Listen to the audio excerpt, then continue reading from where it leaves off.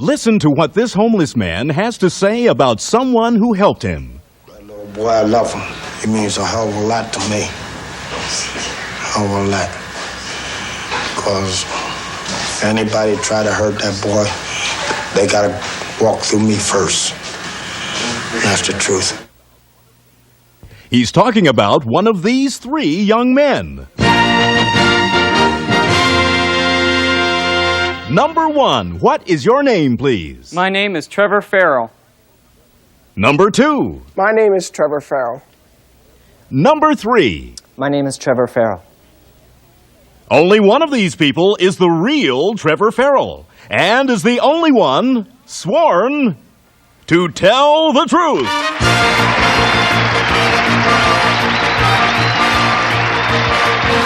Now let's meet our panel. Actor and raconteur Orson Bean.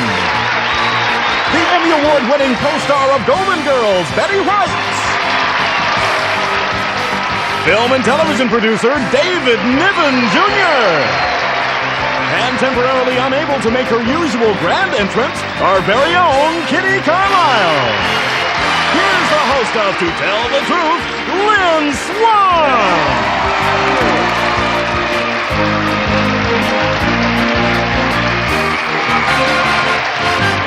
We are back together once again. It's always a pleasure. Let's get right to the story presented by our first team of challengers, all three of whom claim to be Trevor Farrell. And here is his story. Please read along with me. I, Trevor Farrell, have served 250,000 meals to street people. It all started when I was 11. My father and I left our suburban home and drove downtown, where I gave a blanket to a man sleeping on the street. We returned every night after that, giving coffee and donuts to our homeless friends. Now we operate Trevor's Place for the homeless. Tomorrow, Thanksgiving, we will serve 500 dinners to our friends in the street. Remember, when you give someone a blanket, you give them more of the warmth for one night. You give them hope for a lifetime. Signed, Trevor Farrell.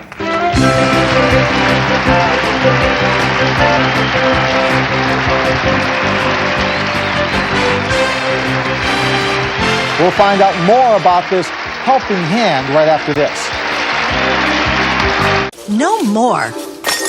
Clean up on aisle 4. Now it's just shopping. Are you ready to go shopping? Join the shopping spree on Supermarket Sweep tonight at 10, right here on Buzzer. Let's play. Nobody. Okay, panel. These three people all claim to be Trevor Farrell, who serves meals to the homeless. Now, let's start the questioning with Kitty. Thank you. Number 1, this is an extraordinary thing you do. Do you need donations of money? Yeah, that's our full support is donations. And where does one send, number 2, where does one send money to? They can send it to our headquarters. Where's that? It's in Philadelphia. And number 3, when you drove downtown that first time, how did you happen to have a blanket with you? Well, what happened was that day I had seen a news clip of homeless people, and I asked my dad whether or not people really lived like that on the streets of Oakland. And we went down, and I brought the blanket for the homeless person. And number 1, where do you live? Chicago. I live in Oak Park, which is a suburb of Chicago, Illinois. And number 2... Thank you. David? Thank you. Number 1, who actually cooks these 250,000 meals? We have volunteers that cook the meals, and some people bring in food that's pre-cooked and donate it. Number 2, are you going to give us your address or where we send the money if any of the viewers would like to do so? Yeah, I can give it. Number 3, what are you going to do next? Are you going to keep doing this, or do you have another long-term goal? Well, as of right now, I'm just going one day at a time. Tomorrow morning, I probably will get up and help the homeless, and the next day I will, but I don't know what I'm going to be doing. I know I'll always have a special heart for the homeless. Okay, number 1, what do you do about schooling? Time's up. Betty White. Number 1, how many volunteers work on this program? We have over 1,700 volunteers on standby, and so many work a night. Number 3, about how many a night, in a given night? We usually have 4 to 5 staff who operate Trevor's Place. Number 2, how do you keep your food hot? We have little warming containers in the back of the vehicles. Number 1, are those vehicles sponsored? They're donated, yes. They're donated, yes. And I see. Thank you. Let's move down the line to Orson Bean. I have a friend here in L.A., Joe McDermott, who makes hundreds and hundreds of sandwiches a day and corrals the rest of us. Number 3, Trevor's Place. Now, what actually is Trevor's Place? Is it vehicles or is it a storefront? What is it? No, Trevor's Place basically is a house, or an apartment building, per se. Yeah. Number 1, tomorrow will you be serving turkey dinner with all the fixings or what? We sure will. Yeah, and do you ever get any rich people that sneak in just for a free turkey? No. Yeah, to hell with them. Kill out the rich people. All right, number 2. But you can donate one, Orson. Oh, turkey? Your time is up, panel. Time to vote for either number 1, number 2, or number 3. Our team of challengers will receive $500 for each incorrect vote with a guarantee of $1,000. And if our panel is completely fooled, the team will receive $3,000. So panel, if you're ready to cast your ballot, Kitty, for whom did you vote? Well, I think they're wonderful, and you're all to be congratulated, but I voted for number 1. I thought he had the most information and was really on the ball. On the ball. David. Well, believe it or not, I finally have agreed with Kitty. And I'm going to agree with number 1 because he also has a sort of face that would do this sort of wonderful deed. Okay. Betty? My first impression was that it was number 3, except that when they were telling the story and they were still up on the steps, he made just a little facial reaction which I thought was done to fool us. And I wasn't going to be... Besides, I was born in Oak Park, so I had to go with number 1. Oh, number 1 has 3 votes so far. Orson. I voted for number 3. He said one day at a time he's going to keep doing this, kind of a spiritual thing to say, and he looks like he could do a lot of people a lot of good. Well, this panel's vote is weighted heavily on number 1. Number 1, you have 3 votes. The confidence of this panel. Number 2, you didn't get a single vote. And number 3, you have 1 vote. Well, folks, it's time to find out who the real Good Samaritan is. Will the real Trevor Farrell please stand up? Number 2. So, Trevor, we'll get right back to you. Let's find out who your imposters are. Number 1, your name, and what do you do? My name is Jesse Harper, and I put together books for a publishing firm. Terrific. Number 3, your name, and what do you do? My name is Jeff Jones, and I'm a teller at Bank of America in Newbury Park. Well, wonderful. Well, you have stumped our illustrious panel. That means you will take home $3,000. What a great group to give it to. I think there are more turkeys in the offing here. All right. Now, Trevor, you've been doing this for how long now? Since I was 11. Since you're 11. If you can, do you have one story that you can recant, a short one, about these deeds? Well, there's so many stories to tell. There's one fellow that you saw in the clip, Chico, who was one of my favorite homeless people. And sadly enough, he died 3 weeks ago. So. Oh, we're sorry to hear that. Well, I'm sure his life was made much better by your efforts and what your entire family has done. You did a terrific job. If you'd like to know more about Trevor's story, look for his book entitled Trevor's Place. All of the proceeds do go to the homeless. Thank you very much for being here and playing on To Tell the Truth. We'll be back with a man who flies the Goodyear blimp right after this.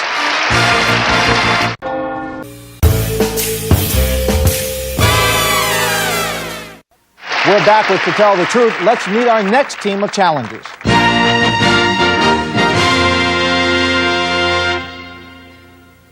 Number 1, what is your name, please? My name is Nick Nicolari. Number 2. My name is Nick Nicolari. Number 3. My name is Nick Nicolari. And it's up to you once again, panel, to locate the real Nick Nicolari. And here is his story. Please read along with me. I, Nick Nicolari, am the chief pilot of the Goodyear blimp Columbia. I have flown the giant airship for 23 years. The first Goodyear blimp, the Pilgrim, was built in 1925. I work in a tiny gondola that hangs below a giant balloon filled with 200,000 cubic feet of helium. It takes a dozen men to lift the blimp off the ground in preparation for takeoff. It costs $1,000 an hour to keep the big ship up in the air.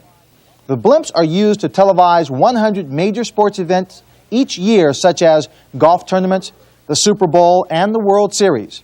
Since 1925, the 4 Goodyear blimps have traveled an incredible 26 million miles.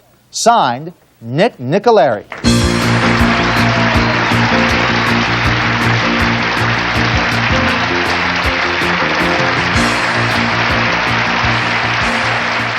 Orson? you get to fly first with the questions. Bless you, lad. What a thrill to meet you, whoever you are. I would want to be the chief pilot of the Goodyear blimp if I weren't whatever the hell I am. Number 3, what about the incident recently where a remote control little toy airplane was driven into your blimp and put a hole in it and you had to make an emergency landing? Were you flying the blimp when that happened? Yes, sir, I was. Wow, that's a nasty story, isn't it? Did they catch the guy? Yes, they did. Number 1, what kind of fuel did the Hindenburg use? Another blimp, not unlike yours? The Hindenburg had hydrogen. And what's the difference between the helium you use and the hydrogen? Hydrogen will burn and helium will not burn. Yes, as they found out in the Hindenburg. Number 2, what's the most dangerous time you ever had up there? Did you ever get caught in a real downdraft or storm or anything? We've been in a number of winds, but the kind that you'd have when you'd have a whirlwind. Yeah. What do you have to do to get a ride in one of your blimps with you? Well, it's usually be a customer of Goodyear people. Yeah, well, I'll buy a tire if I can get up there. A big customer, a very big customer. Betty. Number 2, this story fascinated me. How big was the model airplane that went into you? It had a wingspan of about 6 feet. And number 1, how much damage did it do? It tore a small hole in the right side of the airship. Number 3, when it tore that small hole, did it hurt the integrity of the overall craft? Yes, we started losing helium immediately. Number 2, were you able to come in for an immediate landing? Yes, we were on the downwind, so we were only about 1,000 feet off the ground and at the landing base. Were you scared? A little. Got your attention. Okay, David. As a matter of interest, number 1, how long does it take to inflate? Approximately 8 or 9 hours. Number 2, how tiny is the tiny gondola that is described that you have to sit in? You might compare it to the size of a car. 6 people ride in it plus the pilot. All right. Number 3, how fast does this go? About 36 miles an hour. And number 1, what is the longest distance you've gone on a full tank of helium? Approximately 500 miles. Kitty. And number 2, where do you fly your Goodyear blimp? I operate out of the Carson base here in Southern California. And number 3, where do you fly yours? Out of the Carson base. Number 2, could you hitch a ride? Could you hitch a ride Yeah. or me? Could I hitch a ride? Oh, yes. I could. Kitty could, yes. And number Are 3, you flirting? Well, you never know. Number 3, could you rent it for a party? No, you would have to be a customer of Goodyear. And number 2, That means your time is up, and panel, it's time for you to vote for either number 1, number 2, or number 3. Orson, for whom did you The people vote? who briefed the liars did a wonderful job because there's 2 great liars up there. I hope it's number 2. I didn't vote for number 3 because he doesn't have his uniform buttoned because it belongs to number 2. Betty. Well, right from the time they were on the stairs, the other 2 were very serious, but that beautiful smile on number 2, and I think anybody who spent 23 years that near a big thing of helium would be still smiling on number 2. It holds a balloon. He doesn't suck the helium out of the balloon. Okay? David. I think that number 1 looks like a pilot. Number 2 is dressed like a pilot, so I think they've done this specifically to try to fool us here. And number 2 looks like he's the right size to fit into that little itty-bitty section. He's the right size to fit into the small space. Okay, I can go with that. David? Kitty? Gosh, number 3 gave great answers, and number 1 does look like a pilot. But number 2 laughed when number 1 said it took 8 or 9 hours to fill the thing, and I don't know how long it takes, but I voted for number 2. It's a clean sweep, folks. Recap is easy. 1 and 3, no votes. Number 2, you have them all. Well, it's time to find out who the real Goodyear guy is. Will the real Nick Nicolari please stand up? I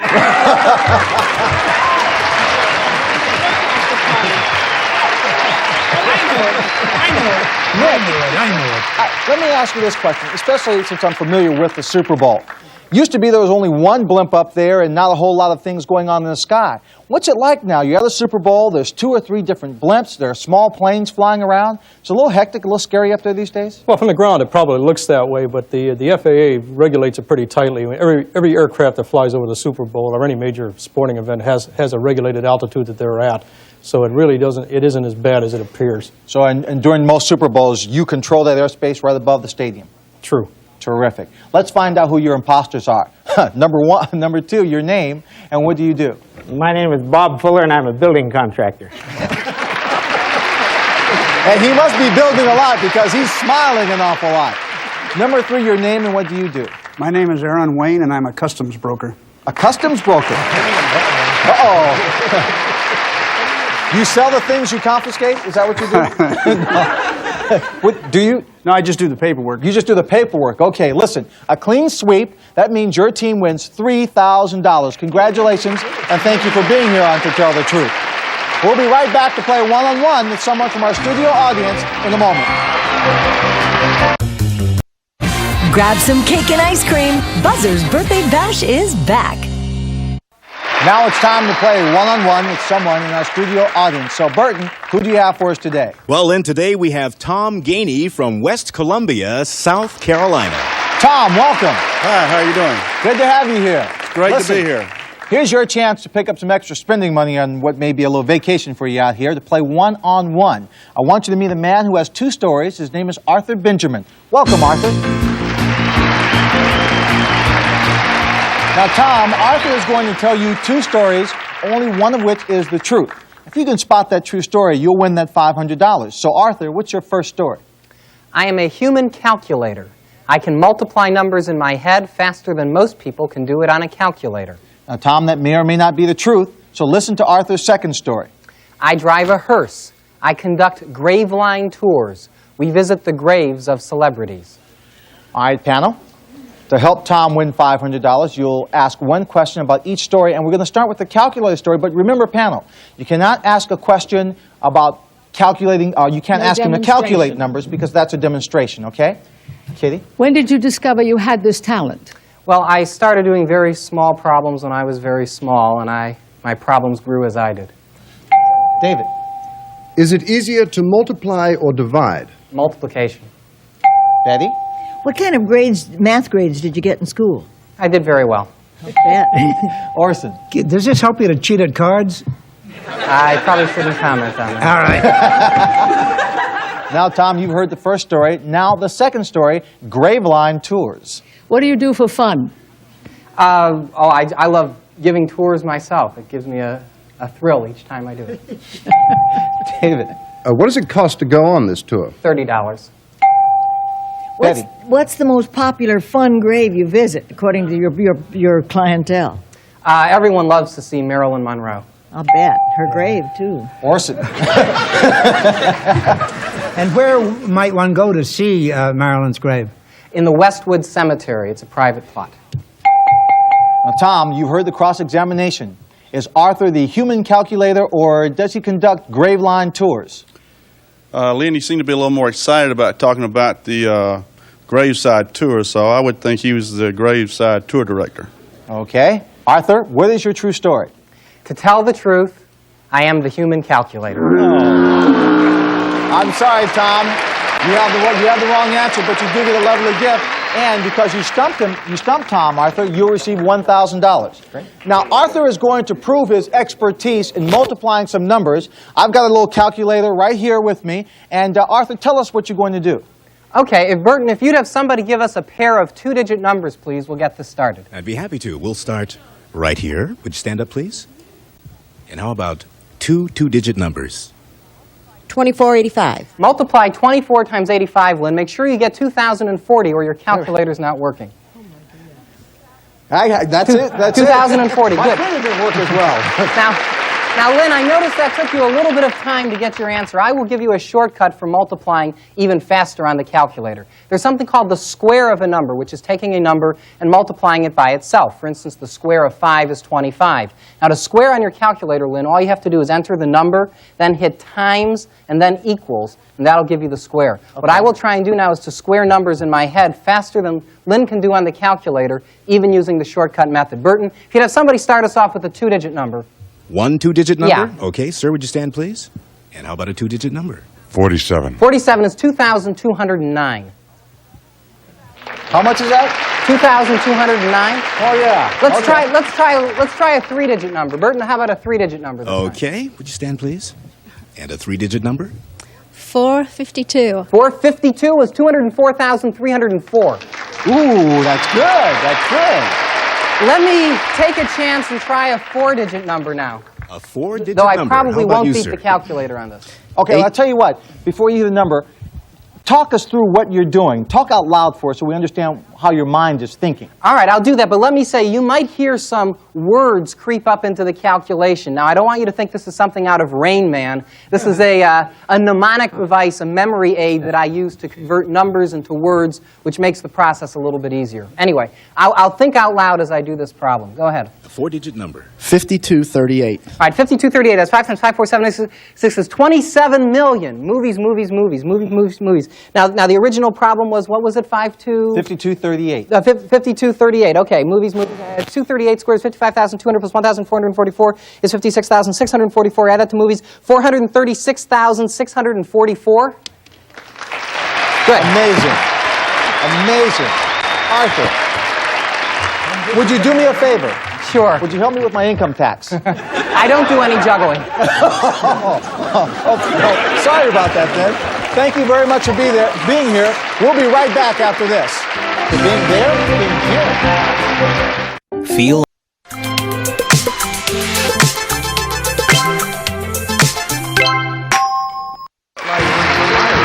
Thank you for being with us here on To Tell the Truth this morning. Have a great Thanksgiving. We'll see you next time. Bye.